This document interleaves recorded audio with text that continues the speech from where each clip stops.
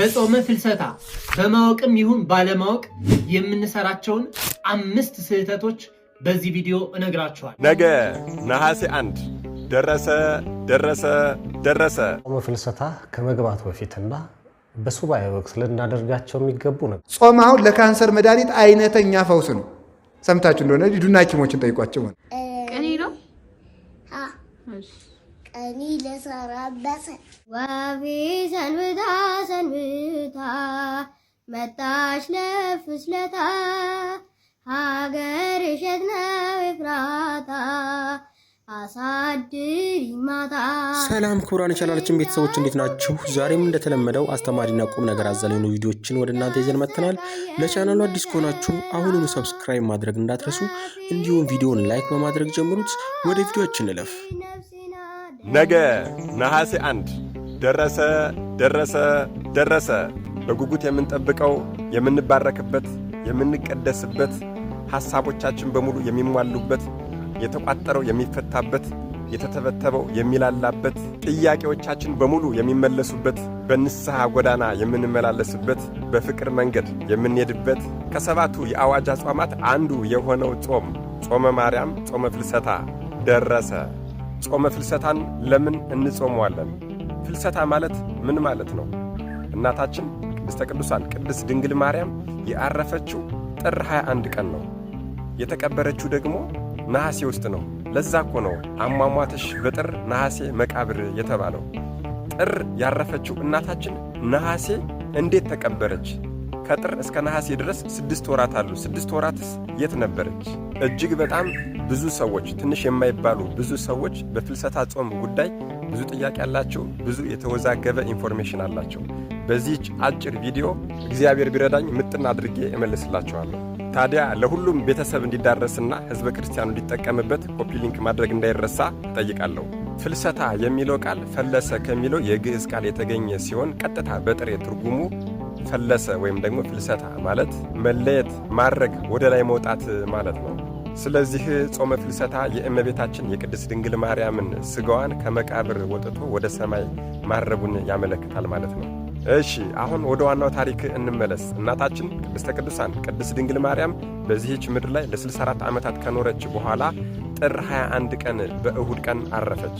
ታዲያ ሐዋርያትም ሥጋዋን ይዘው በጌቴሴማኒ ለመቅበር በሚሄዱ ሰዓት አይሁዳውያን ቀድሞ ልጇ አረገ ተነሳ ብለው ረበሹን። አሁን ደግሞ የእርሷን ሥጋ አረገ ብለው ሊረብሹን አይደለም፣ ቆይ እንውሰድና ይዘን እናቃጥላት ብለው ሐዋርያት በአጎበር ተሸክመው ይዘው ሲሄዱ ከአይሁዳውያን አንዱ ክፉ ሰው ይህም ታውፋንያ የተባለ ሰው መጥቶ አጎበሯን በሚይዝ ሰዓት ሊቀ መላእክት ቅዱስ ሚካኤል መጥቶ እጁን አጎበሩ ላይ እንዳለ 2 እጁን ቀጥፎታል ወይም ደግሞ ቆርጦበታል። ከዚያም ሐዋርያት ቆመው እያለ ሁሎችም እያዩ በሊቀ መላእክት በቅዱስ ዑራኤል አማካኝነት የእናታችን የቅድስተ ቅዱሳን የቅድስት ድንግል ማርያምን ሥጋዋን ከቅዱስ ዮሐንስ ወልደ ነጎድጓድ ጋር ተሸክመው ወስደው በገነት በዕፀ ሕይወት ውስጥ አስቀመጧት። አዎ በዕፀ ሕይወት ውስጥ መላእክት እየተንከባከቧትና እያገለግሏት ቅዱስ ዮሐንስ ወልደ ነጎድጓድ ፍቁረ እግዚ ደግሞ እየጠበቃት አብሮ ለ6 ወራት ለ6 ወራት አብሮ ከተቀመጡ በኋላ ከ6 ወር በኋላ 12ቱ ሐዋርያት መንፈሳዊ ቅናት በቅዱስ ዮሐንስ ወልደ ነጎድጓድ አማካኝነት ቀንተዋልና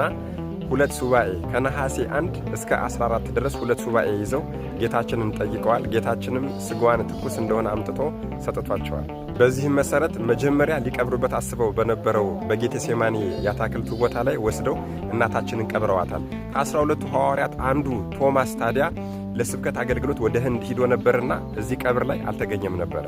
ታዲያ 12ቱ ሐዋርያት ቀብረዋት ማለትም በሁለተኛው ሱባኤ ማለት ነሐሴ 14 ቀን ቀብረዋት እናታችን ቅድስተ ቅዱሳን ቅድስት ድንግል ማርያም ደግሞ በሦስተኛው ቀን እንደ ጌታችን ትንሣኤ በነሐሴ 16 ወደ ሰማይ አረገች። ይህም ሲሆን ደግሞ 12ቱ ሐዋርያት አላዩአት፣ ማንም ያያት አልነበረም። ታዲያ ቅዱስ ቶማስ ከስብከተ ወንጌሉ ጨርሶ ማለትም ከህንድ በደመና ተነጥቆ እየመጣ ያለ እናታችንን ደግሞ ስታርግ በአየር ላይ ተገናኝተዋል ማለት ነው። በዚህም ሰዓት እጅጉን አዝኗል። ወፈቀደ ይደቅም ደመናሁ ይላል፣ ከደመናው ላይ ሊወድቅ ወደደ ይላል ወደ ምድር። አዎ ቀድሞ የልጅሽን ትንሣኤ ሳላይ ቀረሁ፣ አሁን ደግሞ የአንቺን ትንሣኤ ለስብከተ ወንጌል በሄድኩበት ከሐዋርያቱ ተለይቼ ሳላይ ቀረሁኝ ብሎ ቢያዝን ነው። በዚህም ሰዓት እናታችን ቅድስተ ቅዱሳን ቅድስት ድንግል ማርያም ትንሣኤንስ አንተ ብቻ አየህ፣ ወዳጆችህ አላዩም ምስክር ምልክት ይሆንህም ብላ ከመግነዙ ጨርቅ ቆርጣ ሰጠዋለች። ከዚያም ወደ ኢየሩሳሌም እንደደረሰ የእመቤታችን ነገር እንዴት ሆነ ብሏቸዋል። ሐዋርያቱም አግኝተን እኮ ቀበርናት ብለውታል። እርሱም ሞት በጥር በነሐሴ መቃብር ለሰሚውም አያምር ብሎ መልሶላቸዋል። አንተ ድሮም ተጠራጥረሃል፣ የጌታችንን ትንሣኤ ተጠራጥረ ጎኑን ካልዳሰስኩ ብለህ የደረሰብህን ታውቃለህ አሉት። ገንዘን የቀበርን እኛ እያለን እንዴት ትጠራጠራለህ ብለው ወደ መቃብሩ ወስደውታል። መቃብሩንም ሲከፍቱ እናታችን የለችም፣ ባዶ ሆኖ አግኝተውታል። እጅጉን ደንግጠዋል፣ እጅጉን አዝነዋል። በዚህም ጊዜ ቅዱስ ቶማስ አታምንኙም ብዬ ነው እንጂ እኮ እመቤታችን እኮ እንደ ልጇ መላእክት እየዘመሩላት አረገች፣ አዎ ተነሳች አረገች ብሎ የሰጠችውን ሰበን ለምልክት ወስዶ ሰጣቸው። ያህንንም ተከፋፍለው ወደ ስብከተ ወንጌላቸው ሄደዋል። ከአንድ ዓመት በኋላም በሊቀ ሐዋርያት በቅዱስ ጴጥሮስ ሰብሳቢነት ሁሎችም ቅዱስ ቶማስ ያየው በረከት ለምን ይቀርብን ብለው መንፈሳዊ ቅናት ቀንተው እንደገና ሌላ ሱባኤ ይዘዋል። አዎ ትንሣኤሽን ቶማስ አይቶ እኛስ ለምን ይቅርብን ብለው ከነሐሴ 1 ጀምረው እስከ ነሐሴ 14 ድረስ 2 ሱባኤ ይዘዋል። ነሐሴ 14 ቀንም መድኃኔዓለም ኢየሱስ ክርስቶስ የእናቱን ሥጋ ትኩስ አድርጎ አምጥቶ ሰጧቸዋል። ከዚያም ነሐሴ 14 ቀብረዋት በሦስተኛው ቀን እንደ ልጇ ትንሣኤ በሦስተኛው ቀን ማለትም ነሐሴ 16 ከመቃብር ተነስታ አድርጋለች። በዚህም ቀን መድኃኔዓለም ኢየሱስ ክርስቶስ እልፍ አእላፋት መላእክትን አስከትሎ መጥቶ ቅዳሴን ቀድሶ 12ቱን ሐዋርያትም አቁርቧቸዋል። እናታችን ቅድስተ ቅዱሳን ቅድስት ድንግል ማርያምን በዚያን ቀን አብራ ቆርባለች የሚሉም አሉ። እንግዲህ ጾመ ፍልሰታ የነሐሴ ጾም የእመቤታችን ጾም የሚጾምበት ዋናው ምክንያት ይሄ ነው። አዎ አንደኛው በዕፀ ሕይወት ውስጥ ለ6 ወራት ከቅዱስ ዮሐንስ ወልደ ነጎድጓድ ጋር አብራ ስለተቀመጠች ይሄ ምስጢር ለምን ይቀርብናል፣ ቅዱስ ዮሐንስ ወልደ ነጎድጓድ ያየው ምስጢር ለኛ ስለምን ይቀርብናል ብለው 2 ሱባኤ ገብተዋል። በሁለተኛው ሱባኤ ፍጻሜ ነሐሴ 14 ቀን መድኃኔዓለም እናቱን አምጥቶ ሰጧቸዋል። እንደ መጀመሪያው በጌቴሴማኒ ወስደው ቀብረዋታል። የመጀመሪያው ምክንያት ይሄ ነው። ሁለተኛው ደግሞ እንደገና ከቀበሯት በኋላ ትንሣኤዋን አላዩም ነበር። አዎ ትንሣኤዋን ማን ብቻ አየ? በደመና ተጭኖ ሲመጣ ከስብከተ ወንጌል ቅዱስ ቶማስ አይቷል። ለሱ ደግሞ የታየችውን በረከቱ ለኛ ለምን ይቀርብናል ብለው ደግሞ እንደገና በዓመቱ ሁለተኛ ሱባኤ ይዘዋል። በሱባኤያቸው መሰረትም ደግሞ በወዳጆቹ ላይ የማይጨክን መድኃኔዓለም ኢየሱስ ክርስቶስ እናታችን ቅድስት ድንግል ማርያምን አምጥቶ ሰጧቸዋል። እንደገና ቀብረዋት ትንሣኤዋን ለማየት ችለዋል ማለት ነው። ስለዚህ እኛም ሐዋርያትን የሰማ መድኃኔዓለም ኢየሱስ ክርስቶስ እኛንም ይሰማናል። አዎ በእናታችን ፍቅር አይጨክንምና ሁላችንን ይሰማናል ብለን ይህችን 2 ሳምንት በደንብ አድርገን ጥሩ ሱባኤ አድርገን እናሳልፋታለን ማለት ነው። የምንችል ደግሞ በጥሬ እንጾመዋለን። አዎ በውዳሴ ማርያም ትርጓሜ ላይ ሐዋርያት ይህችን 2ቷን ሱባኤ 14ቷን ቀን በጥሬ እየበሉ እንደ ጾሙ ሁሉ እኛም ደግሞ የተደበቀው ይገለጽልን ዘንድ የጠየቅነው ሁሉ ይመለስልን ዘንድ ያሻንም ይፈጸምልን ዘንድ ልክ እንደ አባቶቻችን እንደ ሐዋርያት በፍቅር በአንድነትና በመተሳሰብ ሆነን እንጾመዋለን ማለት ነው። መድኃኔዓለም ኢየሱስ ክርስቶስ ይህንን ጾም ጾመን እኛ ራሳችንንም ወገናችንንም ሀገራችንንም የምንጠቅምበትና የምንጠቀምበት ያድርግልን። አሜን። ጾም አሁን ለካንሰር መድኃኒት አይነተኛ ፈውስ ነው። ሰምታችሁ እንደሆነ ሂዱና ሐኪሞችን ጠይቋቸው ማለት ነው። የሚጾሙ ሰዎች ከሚጾሙ ሰዎች ስንት ፐርሰንቱ እንዳላችሁ አላጠናሁትም። ፐርሰንቱን ረስቼዋለሁ፣ ወሬ ሰምቼ ስለሆነ ማለት ነው፣ ሐኪም ስላልሆነ። ከፍተኛ ከካንሰር ጤና የሆኑ ሰዎች ጾመኛ ሰዎች ናቸው። ስለዚህ የሚበልስ አሁን ኮሌስትሮል የሚባል በሽታ ታውቃላችሁ አይደል? ምንድነው የሚያመጣው? እሱን መብላት እኮ ነው። 24 ሰዓት መብላት ማለት ነው። ስለዚህ ጾም ጤናን ይሰጣል፣ የጤና ምንጭ ነው። አሁን ወደ ነፍሱ ሳንሄድ ነው ወደ መንግሥተ ሰማያት ምናምን እሱን ተውትና በምድር ጤነኛ ሆኖ ለመኖር በራሱ ጾም ነው፣ መብል ነው በሽታን ያመጣብን ማለት ነው። ጾመ ፍልሰታ ከመግባቱ በፊትና በሱባኤ ወቅት ልናደርጋቸው የሚገቡ ነገሮች። ሰላም ተወዳጆች፣ የፍልሰታ ጾም ሊገባ ጥቂት ጊዜ ቀርቶታል። ሱባኤ መግባት ያሰባችሁ ወላዲተ አምላክ የፈቀደችላችሁ እንኳን ደስ አላችሁ። በዚህ በጾም ወቅት ልናደርጋቸው የሚገቡ 3 ነገሮችን እናያለን። አንደኛ ባለን ጥቂት ጊዜ ወደ ንስሐ አባታችን ቀርበን ንስሐ መግባትና የተጣላን ካለን መታረቅ ይገባናል።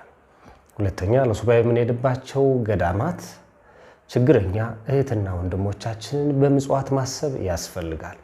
በተለይ ለሴት ጸበልተኛ እህቶቻችን ሞዴስና ሳሙና ይዘንላቸው ብንሄድ ትልቅ ስጦታ ይሆናል። ሶስተኛውና ትልቁ በዚህ በሱባኤ ወቅት የጸሎታችን ማሳረጊያ የሱባኤያችን መደምደሚያ ቅዱስ ቁርባንን ልንቀበል ይገባል። ለሐዋርያት የተገለጠች አምላክ ወላዲተ አምላክ ለኛም በዚህ በሱባኤ የልባችንን መሻት መልካሙ ምኞታችንን ከኃጢአት በቀር ትፈጽመልን። ሰላም እግዚአብሔር ከሁላችን ጋር ይሁን። ቸር ቆዩን። ቀኒ ነው ቀኒ ለሰራበሰ ለነ ተአነ እንጉሉ እኩይ ወሽ አሽከ ከመነና ሆ ገረን ለነ እሺ ገብርኤል መላክነ ኤለነነ ስነ ዶ ለከ ዘየብ አንተ መሰንደር በጾመ ፍልሰታ በማወቅም ይሁን ባለማወቅ የምንሰራቸውን 5 ስህተቶች በዚህ ቪዲዮ እነግራችኋለሁ። እንኳን ለጾመ ፍልሰታ በሰላም በጤና አደረሳችሁ አደረሰን። ጾመ ፍልሰታ የእመቤታችን የቅድስት ድንግል ማርያም ዕረፍቷን፣ ትንሣኤዋን፣ ዕርገቷን እያሰብ ለሐዋርያት የተገለጠች ለኛም እንድትገለጥልን ሰማያዊ ሀብትን ገንዘብ እንድናደርግ ከአምላካችን ጋር አንድ ለመሆን ብዙ መንፈሳዊ ስራዎችን የምናከናውንባት እጅግ ድንቅ የሆነች ጾም ናት። ሆኖም ግን በዚች የበረከት ጾም እነዚህን 5 ነገሮች በስህተት እንፈጽማለን። አንደኛው የጾሙን መንፈሳዊ ዓላማ ስጋዊ በሚመስል ነገር መረዳት፣ ህሊናችንን ሰብስበን ከስጋዊ ነገር ርቀን በጽሞና ሁነን እግዚአብሔርን መለመን እንደሚገባን ብዙዎቻችን እንረሳዋለን። ይቺ ጾም ከምግብ የምንከለከልባት ብቻ ሳይሆን እግዚአብሔርን የምናመሰግንባት፣ ወደ እግዚአብሔር የምንቀርብባት፣ ራሳችንን የምንመለከትባት እጅግ ድንቅ የሆነች ጾም መሆኗን እንረሳለን። ዓይናችንን ክፉ ከማየት፣ ጆሮአችንን ክፉ ከመስማት፣ በአንደበታችንም ክፉ ከመናገር ተከልክለን ጾሙን በፍቅር ልንጾመው ይገባል። ሁለተኛ ያለ ካህን ፍቃድ በራስ ፍላጎትና ስሜት ብቻ ሱባኤ መግባት፣ የነፍስ አባታቸውን ሳያማክሩ ያላቸውን መንፈሳዊ ብስለት ሳይመዝኑ በራሳቸው ውሳኔ ብቻ ከአቅማቸው በላይ የሚጾሙ ሱባኤ የሚገቡ ብዙ ምዕመናን አሉ።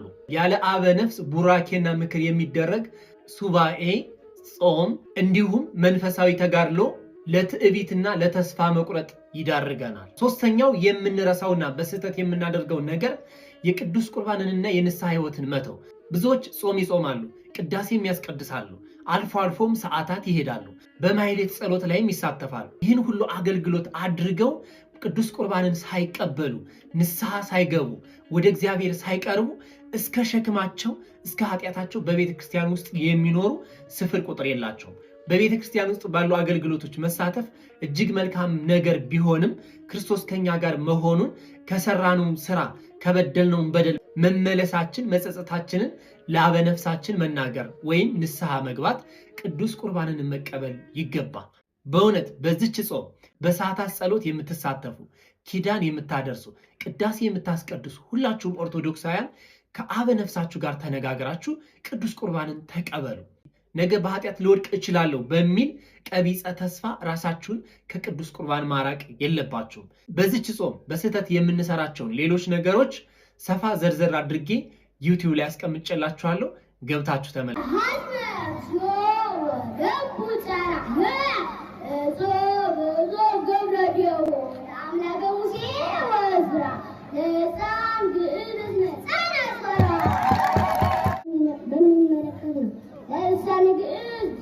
ከዛሬው ቪዲዮ ብዙ እንደተማራችሁ ተስፋ እናደርጋለን። በቀጣዩ እስክንገናኝ ድረስ መልካም ጊዜ፣ ቸር ቆዩልን።